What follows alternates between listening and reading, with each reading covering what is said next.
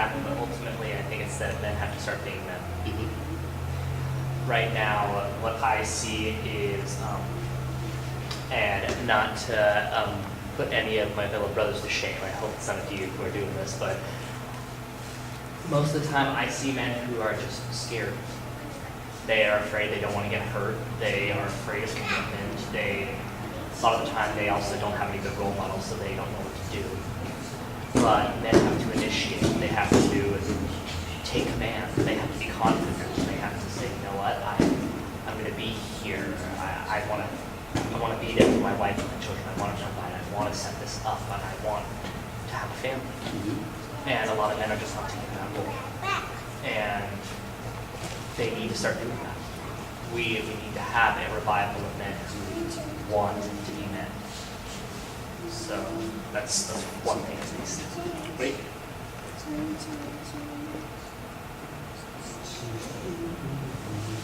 Just kidding. No pressure, you guys. Yeah, that's a good point. And you know, what do you know? I have a book up here that I read. That's pretty good. So, you know, I don't know if you guys have heard of this book, Wallet Heart by John Eldredge. Awesome book. I've heard of it. Yeah, it's a great book, and you know, I've read this a few times, and I've got my highlights. So it helps a lot. You know, it talks about your role as a man, and especially as a bit of a family. And I think he's a Christian-based author also, because he uses a lot of God's scriptures on her also. So you know, it's one of the things I would suggest for the guys is to read Wallet Heart by John Eldredge. It's a really good book. You'll kind of get to thinking. You may or may not agree with some of the stuff he says in there, but I agree with it. So it's up to you. It's a good book to at least get you thinking and get started on what it means to be a man and how it is to lead a family. Because it talks about how a man should be leading his family and how kind of like what you were talking about. And so yeah, that's one of the things we do is like pray. Pray that we get the guidance and the strength to lead our family. And I pray that and ask. There's a song that one of my favorite ones by a Christian singer, but I can't remember the guy's name or the title. So once I'll email it to Lars once I remember what it was, but I can't remember it off the top of my head right now. But the basic premise of the song is basically he was asking God's guidance to lead his family. You know what I'm talking about? I think you know what I'm talking about. So that's one of my favorite songs, and I was gonna bring it right. Forgot to bring it. But anyways, so that's one of the things is pray. Bring your family together and pray. And we went to church today with my family. And it's funny because my son, for some reason, enjoys going to church. So I'm kind of thankful to God that he likes going to church, and he participates. And when we were saying some of the prayers, like the Apostles' Creed, he's like this, heaven, death.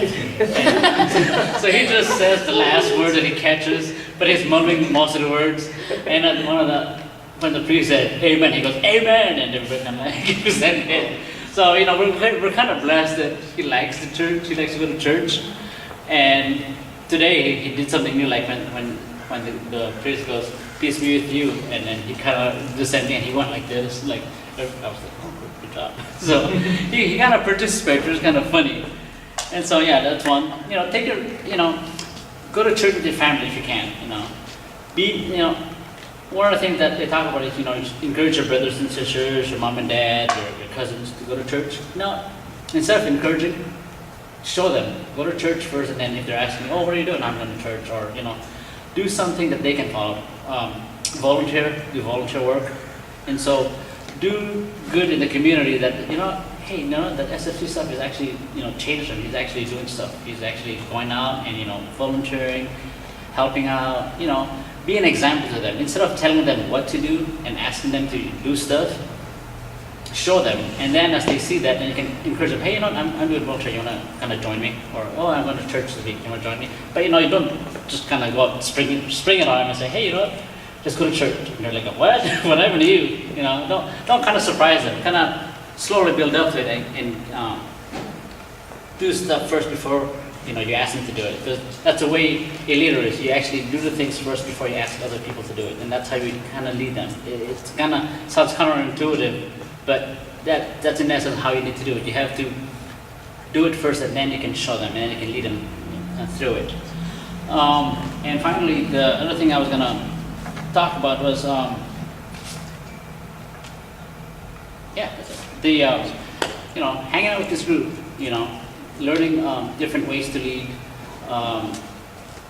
joining ministries like you guys are doing, and at least for me, my personal experiences, I've gone through different personal development courses. Some people kind of think they're corny, but as a person, I believe that if you're not growing, if you're not continuing to improve yourself, then you're basically just like a walking dead, because you're not helping anybody. You're just being there, just occupying space. So if you continue to improve yourself, you can pass it on to your children, and your children can pass it on. So that is how I see it, is that if I'm continuing to make myself better and learn more about myself, then I can transfer that to my son, because I want him to be a lot better than I am. I want him to be hopefully taller than I am.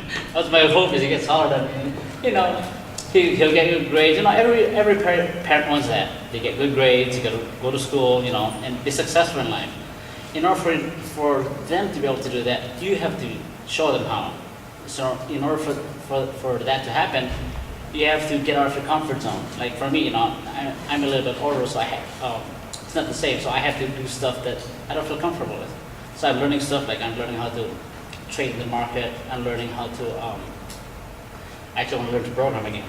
So, for some people it's kind of like, oh, why do you want to learn all that stuff? Well, in order for me to be an example for my son, I need to be able to, get out of my comfort zone and do something that I would normally not do.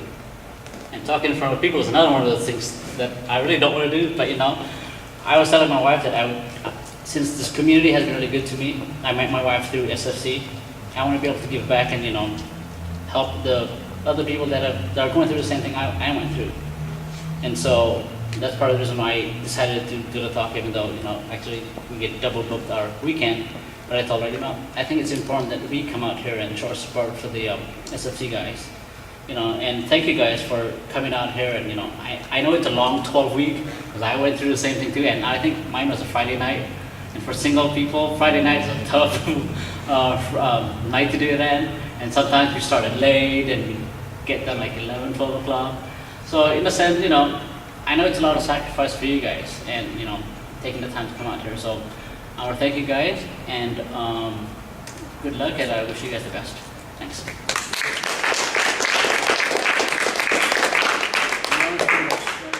Oh, yeah.